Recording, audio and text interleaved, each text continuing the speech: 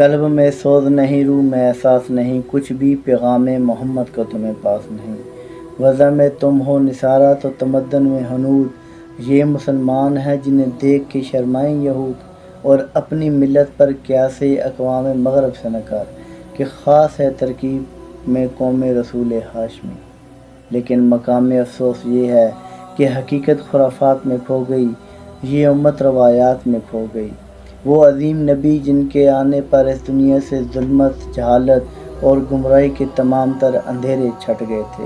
اور یہ امت دوبارہ اسی جہالت کو زندہ کرنے پہ تلی ہوئی ہے۔ وہ عظیم نبی جن کی ولادت پر عربوں کی اتنی صدیوں کی خشک سالی ختم ہو گئی، وہ جن کے آنے پر کسریٰ کے محل میں زلزلہ آیا، 14 کنگرے زمین پر گر گئے، اور وہ جن کے آنے سے وادی ثمامہ کے علاقے پر خشک ندیاں جاری ہو گئیں، فارس کے مقام پر مجوسیوں کی 1000 سے لگائی گئی آگ بجھ گئی، جس سہانی گھڑی چمکا طیبہ کا چاند، اس دل افروز سات پہ لاکھوں سلام، جن کے آنے سے مرجھائی کلیاں کھلیں، اس گل باد محمد پہ لاکھوں سلام، اور جن کے آگے تنی گردنیں جھک گئیں، اس خدا داد شوکت پہ لاکھوں سلام۔ وہ جن کے بارے میں اقبال نے فرمایا کہ ہو نہ یہ پھول تو کلیوں کو تبسم بھی نہ ہو، چمن دہر میں بلبل کا ترنم بھی نہ ہو، یہ نہ ساقی ہو پھر میں بھی نہ ہو، خم بھی نہ ہو، بزم توحید میں دنیا میں نہ ہو، تم بھی نہ ہو۔ خیمہ افلاک کا استادہ اسی نام سے ہے، نبض ہستی تپش آمادہ اسی نام سے ہے، دشت میں کوثر میں میدان میں ہے، بحر میں موج کی آغوش میں طوفان میں ہے، چین کے شہر مراکش کے بیابان میں ہے، اور پوشیدہ مسلمان کے ایمان میں ہے۔ وہ نبی جنہوں نے اس جہالت کو ختم کرنے کا درس دیا، اسی نبی کے یوم ولادت کے دن آپ اس طرح کی خرافات کو لے کر کیا یہ طریقہ خوشی کا اظہار ہے؟ کیا یہ حضور اکرم صلی اللہ علیہ وآلہ وسلم کی تعلیمات ہیں؟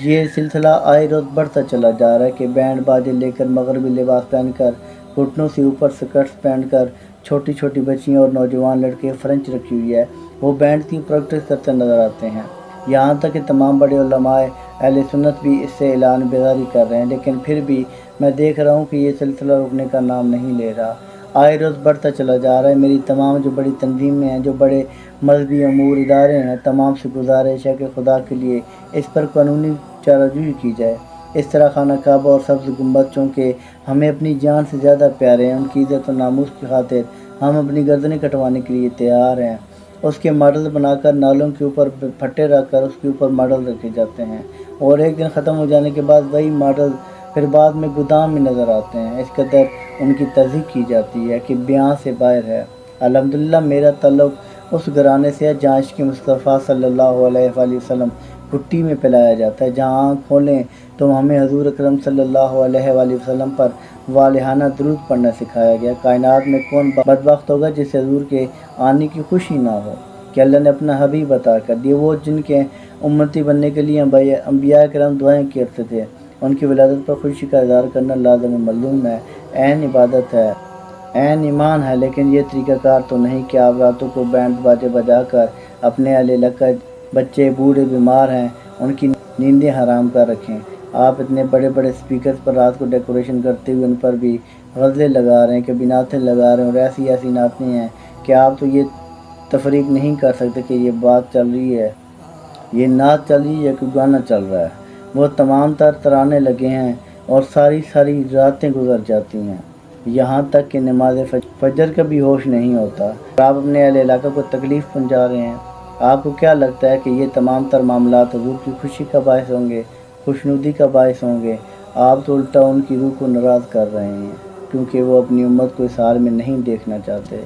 وہ علم و عمل میں پکا دیکھنا چاہتے ہیں۔ حضور کی ولادت پر چراغاں کریں، اپنے گلیوں گھروں کو سجائیں، بلکہ اپنے بچوں کو نئے کپڑے پہنائیں، ساتھ لے کر بیٹھیں، اپنے گھروں میں درود پاک کی محافل کا انعقاد کریں، حضور کے نام پر غرباء اور مساکین میں لنگر تقسیم کریں۔ میں تو کہتا ہوں اپنی خوشی کا والہانہ اظہار کریں، لیکن یہ اسلام کی تعلیمات نہیں ہیں۔ آپ اپنے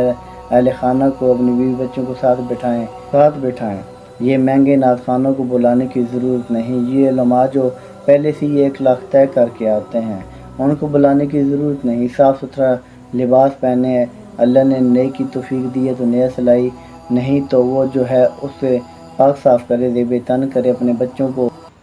اپنے بیوی بچوں کو ساتھ بٹھائیں۔ جو اللہ نے آپ کو استطاعت دی ہے استاد دی ہے وہ لنگر تقسیم کریں، اسی پر بیٹھ کر حضور کی محفلیں نعت سجائیں اور اپنے بچوں کو تعلیمات دیں، اور گلیوں میں اس طرح کی کانفرنس اور اس طرح آرگنائزر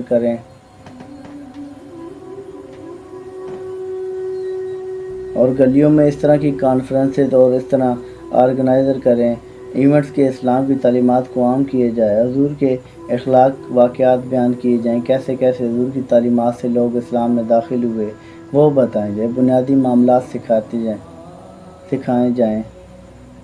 سکھائے جائیں اور والہانہ اپنے بچوں کے ساتھ بیٹھ کر حضور کی شان پر درود و پاک پڑھا کریں، کیونکہ اللہ اور اس کے ملائکہ بھی درود پاک پڑھتے ہیں۔ اور میں اپنے نوجوان سے یہ کہوں گا،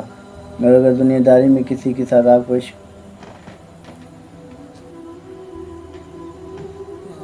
اور میں اپنے نوجوانوں سے کہوں گا کہ اگر دنیا داری میں کسی کا عشق میں مبتلا ہو جائیں تو کسی کو بتانا نہیں پڑتا کہ یہ فلاں کا عاشق ہے، گلی محلے میں رشتہ داروں میں خود ہی خبر پھیل جاتی ہے کہ یہ فلاں کا عاشق ہے۔ تو کیا میرے حضور کا عشق اتنا سادہ ہے کہ چند روز نعرے لگانے سے ختم ہو جائے؟ نہیں،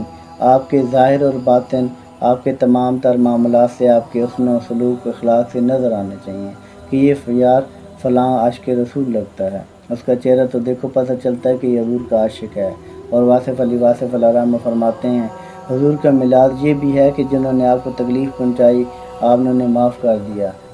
گرے ہوئے کو اٹھانے کا مزاج پیدا کرے، حضور کو تمام جانوں کے لیے رحمت بنا کر بھیجا گیا۔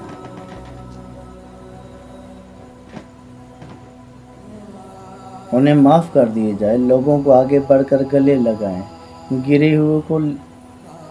ہوئے کو اٹھانے کا مزاج پیدا کریں، حضور کو تمام جہانوں کے لیے رحمت اللہ عالمین بنا کر بھیجا گیا ہے۔ ہمارا امتی ہونے کے ناطے یہ فرض بنتا ہے کہ ان کا انداز رحمت اپنائیں اور ان کو دوسرے لوگوں تک پہنچائیں۔ تمام لوگوں کو پتہ چلنا چاہیے کہ یہ یار یہ عاشق رسول ہے، ان کی زندگیاں دیکھو، ان کی تعلیمات دیکھو،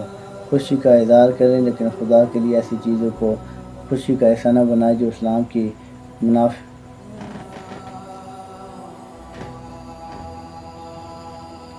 کی بھی منافی اور ہمارے لیے باعث تمسخر ہوں۔ انداز بیاں اگرچہ بہت شوق نہیں، شاید کہ اتر جائے تیرے دل میں میری بات، ہم سرکار کی بات بار بار کریں گے، سردار کریں گے، سر بازار کریں گے۔ سلام یا رسول اللہ صلی اللہ علیہ وآلہ وسلم۔